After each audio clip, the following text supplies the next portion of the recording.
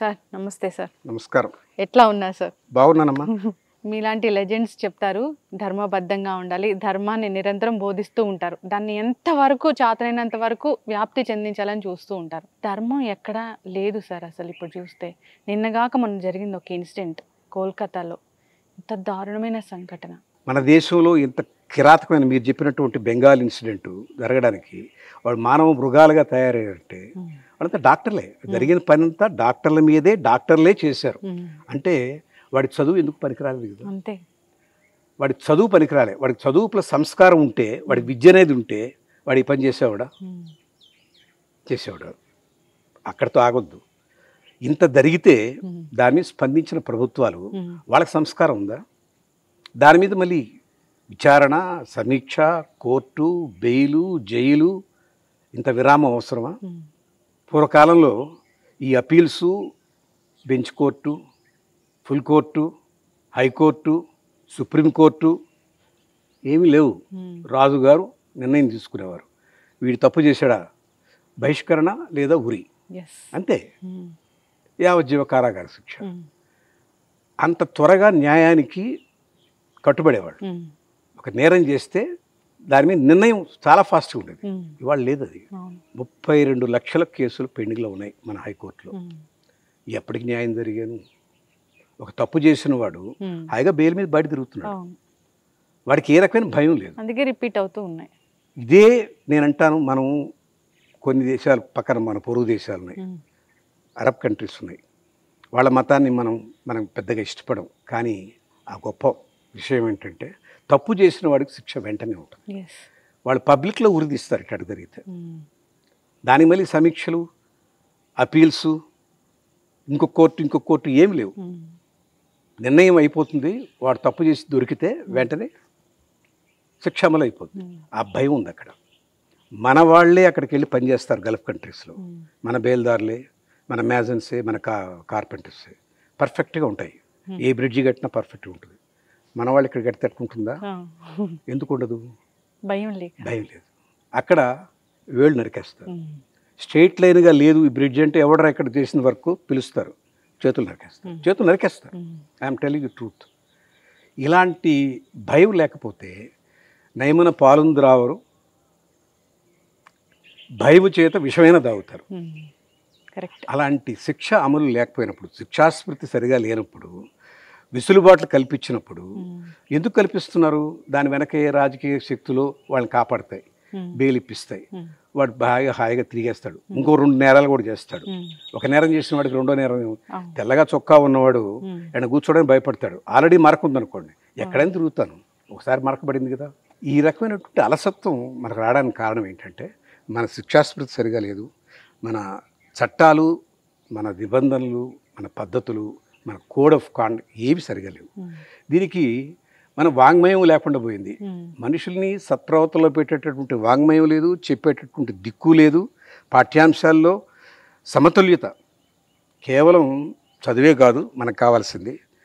మనకు మానసిక ఆరోగ్యం కావాలి, శారీరక ఆరోగ్యం కావాలి, మనసులో ప్రశాంతత ఉండాలి, శరీరానికి వ్యాయామం అవసరం అమ్మా, బుద్ధికి మేధస్సు అవసరం, మనసుకి ధ్యానం అవసరం ప్రశాంతత కోసం, ఆహ్లాదానికి లలిత కళలు అవసరం. ఇవాళ ఎవరికైనా లలిత కళల గురించి చెప్తారా? ఒక నృత్యం గురించి, ఒక సాహిత్యం గురించి, ఒక సంగీతం గురించి ఎవరు చెప్పరు. ఒక స్టూడెంట్ అయినా వెళ్ళి రవీంద్ర భారతిలో కూర్చుంటున్నాడు ఇవాళ? నో. వెళ్ళేవాళ్ళంతా ముసలోళ్ళు, కాలక్షేపానికి వెళ్తున్నారు, ఆస్వాదించడానికి కూడా కాదు చాలామంది. అంటే అందరిని అనకూడదు, కొంతమంది ఆస్వాదిస్తారు. అంటే హృదయానికి ఆహ్లాదం కావాలి, అది లలిత కళ కావాలి. ఆనందం ఉంది, బ్రహ్మానందం. అది కావాలంటే వేటి వల్ల రాదు, డబ్బు వల్ల రాదు, దేని వల్ల రాదు. సేవ చేస్తే వస్తుంది అని చెప్పారు మన పురాణాలు. ఆ సేవ చేసిన వాడికే ఆ బ్రహ్మానందం దొరుకుతుంది. అదే మానవ సేవ, మాధవ సేవ, సర్వజీవ సేవ అంటారు. అలాంటి సేవ చేసుకుంటేనే మనసుకి ఆనందం వస్తుంది. ఎవరికైనా చెప్తారా తల్లిదండ్రులకు సేవ చేయరా? పోయి నీ ఫ్రీ టైంలో ఒక హాస్పిటల్కి వెళ్ళి ఏమైనా సేవ చేసిరా? ఒక క్యాన్సర్ పేషెంట్స్కి ఒక మంచి మాట, ఒక ఉపశమనమైన మాట చెప్పు, ఒక ఆత్మీయమైనటువంటి స్పర్శ ఇచ్చిరా? చెప్తారు ఎవరన్నా? చెప్పరు. ఇవన్నీ మన జాతిలో లేవు. అందుకనే నేరాలు అటువంటివన్నీ ఎక్కువైనాయి. దీన్ని కంట్రోల్ చేయడానికి మన శిక్షాస్మృతి చాలదు, దీన్ని ఇంప్రూవైజ్ చేయాలి. అసలు ఫస్ట్ ఆఫ్ ఆల్ శిక్ష దాకా ఎందుకు వెళ్ళాలి, నేరం ఎందుకు దాకా వెళ్ళాలి? మనుషుల్లో ఆ జాతిరత్నాలు లాంటి మనుషులు తయారు చేసుకున్నటువంటి విద్యా విధానం లేదు. దాని మీద మనం దృష్టి పెడితే మళ్ళీ పూర్వవైభవం భారతదేశంలో ఏ మూలైన ధర్మం 4 పాదాల నడుస్తుందంటారే, అలాంటి రోజులు వచ్చినప్పుడు ఈ పోలీస్ స్టేషన్లు అక్కర్లేదు, ఈ కోర్టులు అక్కర్లేదు. ఖచ్చితంగా సార్, చాలా చక్కగా చెప్పారు. ఆ మార్పు అయితే రావాలని కోరుకుందాం. అది దాన్ని రావడానికి ప్రజల్లోనే మనం ప్రభుత్వాలు విమర్శిస్తాం, ప్రజలు కూడా ఎవడు ఎక్కువ ఉచితాలు ఇస్తాడో వాడికి చూసి ఓటేస్తున్నారు. కానీ మేనిఫెస్టోలో మా పిల్లలకి చదువులతో పాటు విలువలు ఉండేటటువంటి పాఠ్యాంశాలు ఉండాలి అని ఎవరు అడిగారా? అసలు మేనిఫెస్టో గురించి క్వశ్చన్ చేస్తారా ఎవరైనా? చూస్తారు, ఈ 4,000 ఇస్తారట, ఈ 6,000 ఇస్తారట, దీనికేసి చూద్దాం. అంటే బిచ్చగాళ్ళని తయారు చేస్తే ఈ బిచ్చగాళ్ళుగానే తయారైపోయి దానికోసం ఆశిస్తున్నారు. కానీ తమ బిడ్డల భవిష్యత్తు గురించి, వాళ్ళ విలువల గురించి వాళ్ళకు ఏమీ ఆలోచించట్లేదు. ఇది దురదృష్టం.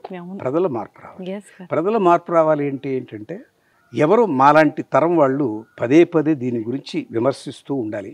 మాకు కొంచెం బెదిరింపు లెటర్స్ కూడా వస్తాయి, నువ్వు అతిగా మాట్లాడుతున్నావు జాగ్రత్త అని.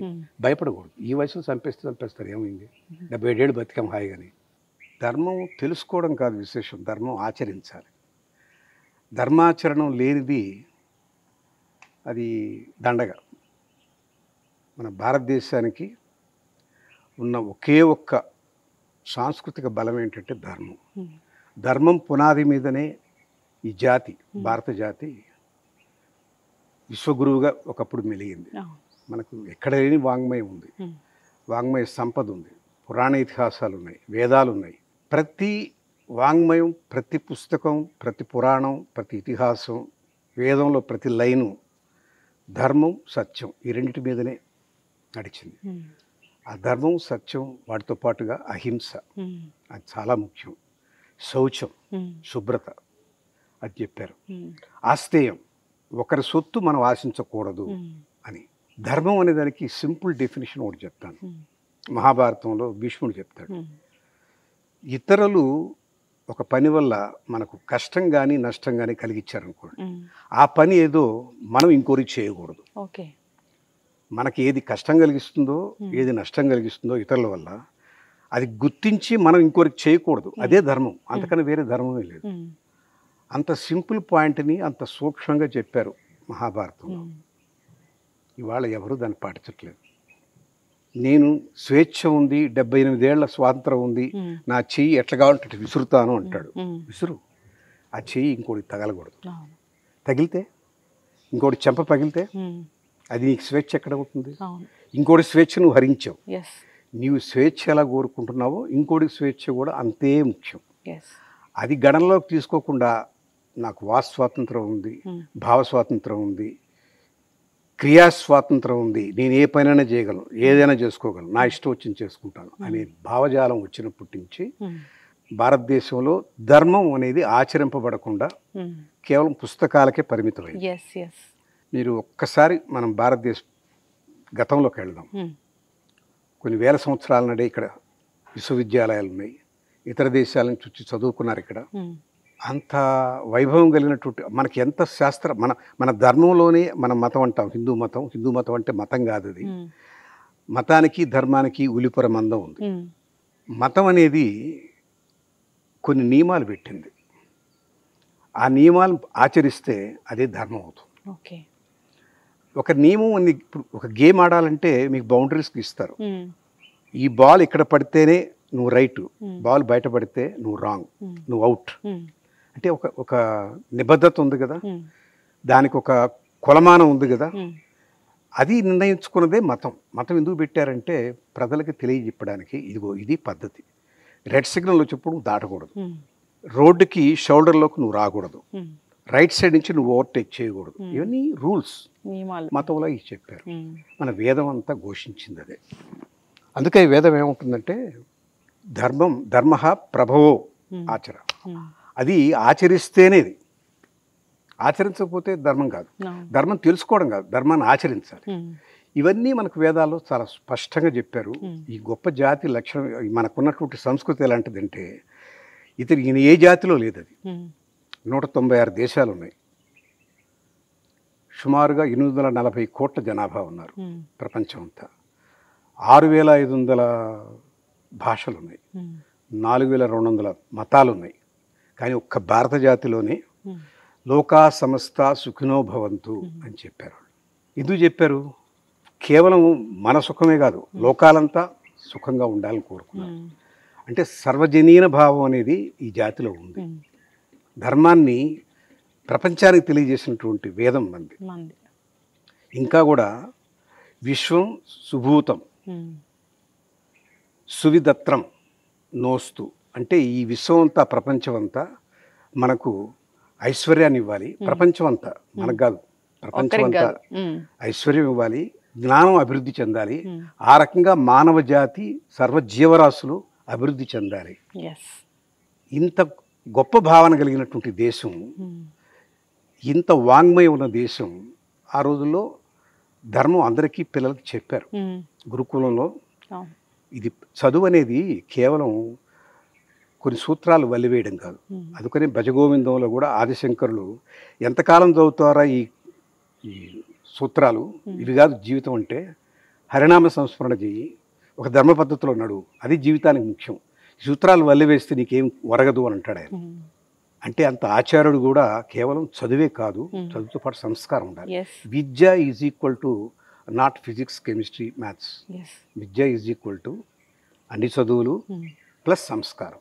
సంస్కారం అంటే ఏమిటి? ధర్మపదం. సత్యమే కరదీపికగా పట్టుకుని ధర్మపదంలో నడువు అని చెప్పారు. వేదంలో చెప్పింది అదే, పురాణ ఇతిహాసాలంతా చెప్పినాయి. ప్రతి దాంట్లో ఒక నీతి వాక్యం ఉంది. ఇది ధర్మం, ఇది అధర్మం అని చెప్పారు. అన్నిటికీ హద్దులు గీశారు, దీన్ని దాటొద్దు, దీన్ని దాటొద్దు అని. కానీ ఒకటి గమనించాలి, సత్యం ఎప్పుడు నిత్యం ఒకటే, దాని మార్పు రాదు. ధర్మం యుగధర్మం మారుతూ ఉంటుంది. మీకు తెలుసు, కాలానికి కూడా కాలధర్మం ఉంది, వయోధర్మం ఉంది, ఋతువులు మారుతుంటాయి, ఋతుధర్మం ఉంది. ఉగాది టైంలో వసంత ఋతువులో చిగుళ్ళు వస్తాయి, గ్రీష్మ ఋతువులో ఎండలు కాస్తాయి, ఆషాఢంలో మబ్బులు వర్షాలు వస్తాయి, వర్ష ఋతువు వస్తుంది. అంటే ఋతుధర్మం ప్రకారం ప్రపంచంలో ఉన్నటువంటి అన్ని ఋతువులు ఒక్కొక్క తీరును, ఒక్కొక్క సమతులితోష్ణ స్థితి నుంచి పక్కకు జరిగి అది ఆ ఋతుధర్మ ప్రకారం ప్రవర్తిస్తుంది. ఉష్ణోగ్రతలు పెరగడము, వర్షాలు రావడము, వెన్నెల కాయడము ఏదో ఉంటాయి. అట్లాగే సత్యయుగంలో మనకు యుగాలు 4 ఉన్నాయి తెలుసు కదా. ఆ రోజుల్లో ధ్యానం మాత్రం సరిపోయేది, ధ్యానం చేసుకుంటే చాలు. సత్యయుగం దాటి త్రేతాయుగం వచ్చింది, అంటే రాముడు వీళ్ళు పుట్టిన యజ్ఞాలు చేయమన్నారు. అక్కడ ధ్యానం చాలదు, యజ్ఞం చేయి. అందుకని అశ్వమేధ యాగం చేశారు, ఎన్నో రకరకాల పుస్తకామిష్టి యాగం చేశారు. ద్వాపరం వచ్చింది, అర్చన చేసేవాడు. ద్వాపరం దాటి కలియుగంలోకి వచ్చినప్పుడు ఇవన్నీ అక్కర్లేదు. ఇప్పుడు యజ్ఞం అట్టటివి ఏమిటంటే, యజ్ఞంలో కొన్ని బలులన్నీ ఇచ్చేవాడు, అవన్నీ అక్కర్లేదు. ఇప్పుడు కలియుగానికి కేశవనామస్మరణం చాలు, దైవనామస్మరణం, నీకు నచ్చిన పేరు, దాన్ని స్మరిస్తూ కీర్తనలు.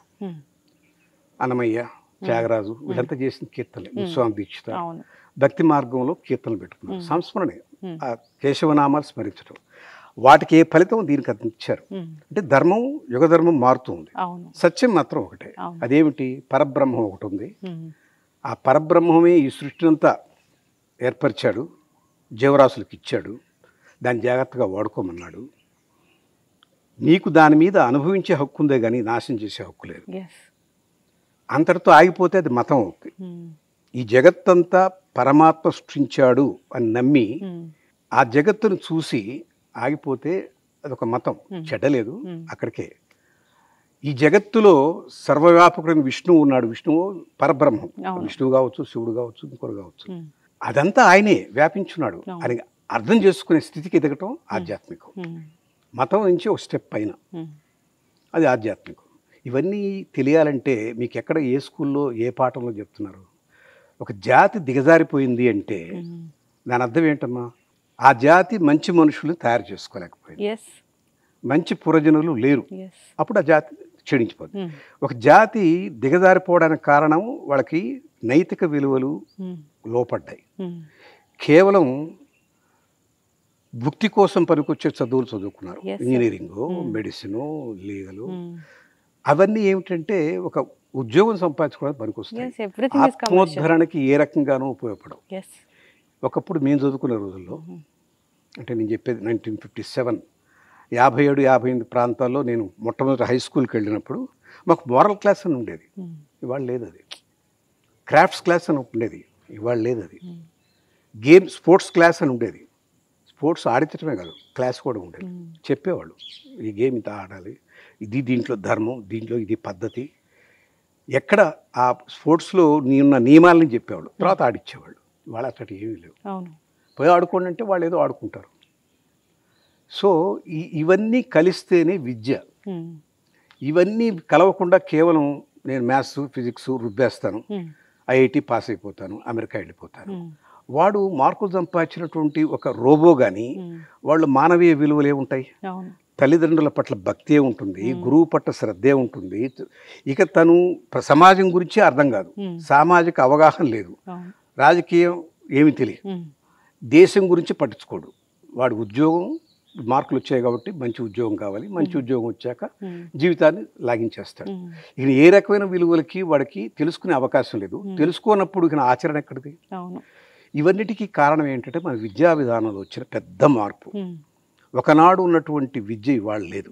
బ్రిటిష్ వాళ్ళు ఈ దేశానికి వచ్చి ఈ దేశంలో ఉన్నటువంటి సంపద అంటే కేవలం కరెన్సీ నోట్లు కాదు, భూమిలో ఉన్నటువంటి ఖనిజాలు, ముడిసరుకు అన్ని తీసుకున్నారు.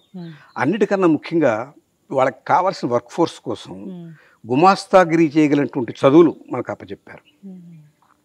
కేవలం మన గుమాస్తాలుగా చూడాలని అనుకున్నారు. వాళ్ళకి కొంతమంది ఇంజనీర్లు కూడా కావాలి, వాళ్ళ కింద పనిచేసి ఇంజనీరింగ్ కూడా పెట్టారు. కొంతమంది డాక్టర్లు కూడా కావాలి, వాళ్ళ దేశాన్ని పరిపాలించాలనుకున్నారు కదా. అప్పుడు ఈ సమాజంలో వాళ్ళు బతకడానికి వాళ్ళకి కావాల్సినటువంటి అట్టాటి విద్యే పెట్టారు. మన పరా విద్య చెప్పలేదు. మనకు అప్పటి వరకు ఉన్నటువంటి గురుకులంలో నేర్చుకున్న విద్యలన్నీ వెనక నెట్టేశారు.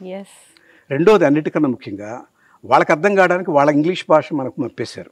ఎప్పుడైతే మన భాషలో మన వాంగ్మయం మనం చదువుకునే అవకాశం లేకపోయిందో, ఇవాళ ఎంతమందికి రామాయణం ఎవరు రాశారో తెలుసు, ఎంతమందికి మహాభారతం ఎన్ని పర్వాలు ఉన్నాయో తెలుసు, భాగవతం అనేది ఏమిటి, భగవద్గీత అనేది తేడా తెలియదు. అది ఎందుకు తెలుసుకోవాలి అనేది కూడా అనుకుంటున్నారు. మా టైం వేస్ట్ అనుకునే వాళ్ళు కూడా చాలా మంది ఉన్నారు. తర్వాత మన సంధికాలంలో మనుషులు, మీరు కాదు, మా తల్లిదండ్రులు చెప్పినవన్నీ మాకు గుర్తున్నాయి. చదవమని చెప్పేవాళ్ళు. ఇవన్నీ వేమన శతకం చదివాం, సుమత శతకం చదివాం, భర్తృ సుభాషితాలు చదివాం, దాశరథి శతకం చదివాం, నృసింహ శతకం చదివాం. ఈ శతకాలు ఏమి ఇవాళ లేవు. మహా అయితే ఎల్కేజీలో Jack and Jill went up the hill to fetch a pail of water అని ఇంగ్లీష్ రైమ్ నేర్చుకున్నారు. అదంతా హింస. ఒక జంతువు ఇంకో జంతువుని చంపడమే దాంట్లో ఆ రైమ్. ఎక్కడ నీతి చెప్పారు, ఎక్కడ ఏది మంచి ఏది చెడు చెప్పారు చెప్పలేదు. పోండి, చెప్పే అవకాశం లేకుండా మన భాషకు దూరం చేశాక ఇంట్లో కూడా తల్లిదండ్రులు చదివించే అవకాశం లేదు. ఇవాళ ఎంతమంది తెలుగు పేపర్ చదవగలరు? చదవలేరు, రాయలేరు. పోనీ వాళ్ళందరూ వదిలేద్దాం. తల్లిదండ్రులు అంటే మాలాంటి సంధికాలంలో ఉన్నాం, రాబోయే జనం అసలు ఏమీ లేదనుకోండి. వాళ్ళ పిల్లలకి అరే బాబు మన విలువలు కావాలి, మార్కుల కన్నా విలువలు చాలా ముఖ్యం అని చెప్పేటువంటి తల్లిదండ్రులు కూడా లేకుండా పోయారు. ఏమిటి? పోటీ ప్రపంచం. మా అబ్బాయి వాళ్ళ అబ్బాయి లాగా ఐఐటి చదవాలి, మా అబ్బాయి అమెరికా వెళ్ళిపోవాలి, వాళ్ళ పిల్లడు ఆస్ట్రేలియా వెళ్ళాడు, మా ఇంకా పెద్ద కంట్రీకి వెళ్ళాలి అన్న పోటీ ప్రపంచంలో బిడ్డల్ని భుక్తి కోసం వచ్చే పెద్ద ఉద్యోగాల కోసం పెద్ద ప్రయత్నం చేస్తున్నారు. కానీ వీడు విలువలున్న బిడ్డగా పెరుగుతాడా లేదా అని ఎవ్వరు ఆలోచించట్లేదు. ఏ తల్లిదండ్రులైనా బాబు నువ్వు జీవితంలో ఒక నికార్సుగా నిజాయితీగా బతకాలి అని చెప్పిన వాళ్ళు ఉన్నారా? నీకు 99 మార్కుల కన్నా తక్కువ ఒక మార్కు వస్తే నీ మొహం నాకు చూపించుకొని తల్లిదండ్రులే ఉన్నారు. అంటే ఈ జనరేషన్ మార్పు వచ్చేసింది. చదువుకోవడానికి వాళ్ళకి తెలుగు రాదు, మాతృభాష పోనీ తెలుగు ఎక్కలేదు, మాతృభాష లేదు. మనకున్న వాంగ్మయం అంతా మన మాతృభాషలో ఉంది. ఇంగ్లీష్ వాడికి ధర్మం అంటే తెలుసా? ఇంగ్లీష్లో ధర్మానికి సరైన పదమే లేదు. కర్మ అనేది తెలుసా? దానికి సరైన పదమే లేదు. సత్యం బహుశా ట్రూత్ అని అంటాడు. సత్యం అనేది ట్రూత్ కాదు, సత్యం అనేది బ్రహ్మ స్వరూపం. బ్రహ్మన్ అంటే వాడు బ్రాహ్మణ్ అనుకుంటాడు, అంతకన్నా తెలియదు. అలాంటి వాడు మన సిద్ధాంతం చెప్పలేడు. చెప్పకపోతే పిల్లలకి ఎలా తెలుస్తుంది? తల్లిదండ్రులు చెప్పే అవకాశం లేదు, పుస్తకాలు లేవు, ఉన్నా చదివే అవకాశం లేదు. పుస్తకాలు ఉన్నాయి, అది చదివే వాళ్ళు లేవు. ఎంతమంది ఇళ్లలో వాళ్ళ మీకు భగవద్గీత దొరుకుద్ది, రామాయణం దొరుకుతుంది? దొరకదు. అగాథా క్రిస్టి నవల్స్ ఉంటాయి, ఇంకేదో డిటెక్టివ్ నవల్స్ ఉంటాయి. మన సంప్రదాయం, మన సదాచారం ఇవన్నీ ఉండేటటువంటి పుస్తకాలు కానీ, దానికి సంబంధించినటువంటి సమాచారం కానీ, ఎందుకు రామాయణం చదవాలి, ఎందుకు భారతం చదవాలి? కృష్ణుడు దేవుడే అవతారం తీసుకున్నాడు. ధర్మంగా ఉన్నారు పాండవులు, వాళ్ళ పక్కన నిలబడ్డాడు. అయినా వనవాసం చేయాల్సి వచ్చింది, అజ్ఞాతవాసం చేయాల్సి వచ్చింది, కురుక్షేత్రం దాకా ఆగాల్సి వచ్చింది. భార్యకి అంత పెద్ద అవమానం జరిగింది. నడిసభలో ఆమె బట్టలు ఉడ్చేశారు. వాళ్ళని అనేక రకాలుగా అనేక సందర్భాలు సంపాదన చూశారు. అయినా వాళ్ళు సహనంగా ఉన్నారు. ఆ చివరి కురుక్షేత్రం వరకు వాళ్ళు ఏమి చెప్పినా పాటించారు. అంటే అర్థం ఏమిటి? సహనం ఉండాలని కదా. వాళ్ళు ఎవరికైనా సహనం అనేది అర్థం తెలుసా? పేషెన్స్ అనేది ఎవరికైనా తెలుసా? ఇంత చిన్న విషయానికి రెచ్చిపోయి తల్లిదండ్రులు విమర్శించడము, తిట్టడము, ఆపోజిట్గా భరించలేక ఆత్మహత్య చేసుకోవడం, అగ్రెసివ్గానే ఉన్నారు, డిప్రెషన్లో కన్నా వెళ్ళిపోతున్నారు. ఈ కారణం ఏమిటి? మన వాంగ్మయం చదవలేదు. రాముడు కూడా ఒక అవతారం. రేపు పట్టాభిషేకం. ఆయన ఒక చక్రవర్తి కొడుకు. ఆయన పెళ్లి చేసుకుంది ఒక చక్రవర్తి కూతుర్ని. తెల్లవారితే ఆయనకి పట్టాభిషేకం. రాత్రికి రాత్రి మారిపోయింది సీన్. అడవులకు వెళ్ళాల్సి వచ్చింది. ఒక్క మాట మాట్లాడా? సహనంగా తీసుకున్నాడా? ఇది నాకు రాసిపెట్టుంది, మా తండ్రికి నేను సేవ చేయగలిగే అవకాశం వచ్చింది, దాన్ని పాజిటివ్గా తీసుకుని వెళ్ళిపోయాడు ఆయన. అది చదివితే ఎవరికైనా అరే దేవుడుల అవతారమే ఇంత బాధపడిందా, ధర్మరక్షణ కోసం, ఒక మాట కోసం, తండ్రి మీద ఆ తండ్రి ఇచ్చిన మాట నిలబెట్టడానికి కోసం ఇంత త్యాగం చేశాడా అన్న ఆలోచన రావాలంటే అది చదివి ఉండాలి కదా. అవును. ఎవరు చదివారు? ఇవాళ ఒక్క స్టూడెంట్ అయినా నేను రామాయణం క్షుణ్ణంగా చదివింటాడు, ఏదో సినిమా చూసుకుంటాడు. సినిమాలో చూపించేది కాదు, నీవు చదివి అర్థం చేసుకొని దాన్ని అవగాహన చేసుకొని జీర్ణం చేసుకొని ఇది నా దేశ సంపద, ఇది నా దేశ సంస్కృతి, ఈ ప్రకారం నేను ఉండగలిగితే ఈ జాతిలో పుట్టిన దానికి నేను గర్వించాలి అని అనుకోవాలి. ఆ రకమైన ప్రైడ్ ఎక్కడిది? మన మాట మీద మనకు నమ్మకం లేదు, ఫెయిత్ ఇన్ అవర్ వర్డ్స్ లేదు, ట్రస్ట్ ఇన్ అవర్ కల్చర్ లేదు, pride in our nation, our heritage లేదు. అసలు మన దేశం గురించి నేను చూస్తున్నాను. నన్ను ఏదో జెండా ఆవిష్కరణ పిలిచారు. స్టూడెంట్స్ వచ్చి మేము కూడా మాట్లాడతామన్నారు. వాళ్ళతో గొప్ప చెప్పుకొని రాసుకున్నాం. ఒకరు 72 ఏళ్ళ స్వాతంత్రం అంటారు, ఇంకో 78 ఏళ్ళు అంటారు, ఇంకో 76 అంటారు. వాళ్ళకి అది కూడా తెలియదు. పోనీ స్వాతంత్రమైనా మన దేశానికి రికరింగ్ ఎంత పాత చరిత్ర ఉంది అంటే వీళ్ళు భారతదేశాన్ని 77 ఏళ్ళుగానే చూస్తున్నారు. వాడెవడో బ్రిటిష్ వాడు వెళ్ళిపోయాడు, స్వాతంత్రం వచ్చింది. ఎక్కడొచ్చింది? భావ స్వాతంత్రం ఎక్కడుంది? వాడు చెప్పిన ఇంగ్లీషే మాట్లాడారు, తెలుగు మాట్లాడలే. తెలుగు పిల్లలే ఏమంటే తెలుగు మర్చిపోయాం, మాకు చెప్పలేదు, మా సెకండ్ లాంగ్వేజ్ ఇంగ్లీష్ అండి, హిందీ అండి, మాకు ఇది వేరే ఏం లేదండి, తెలుగు చవరా లేదండి, తెలుగు ఇంట్లో మాట్లాడు. రామాయణం భారత్ అయ్యో తెలియదండి, మాకు క్లాస్లో లేవుండ పాఠాలు. సెక్యులరిజం అని వచ్చి అందరూ సమానమే కాబట్టి మనం మన రామాయణాన్ని చెప్పకూడదు పాఠ్యాంశాలను తీసేశారు. మన జాతిని మన వేలుతో మన కళ్ళే పొడిపించేట్టుగా చేశారు. దీని పర్యవసానాలే ఇవాళ మనం చూస్తున్నది.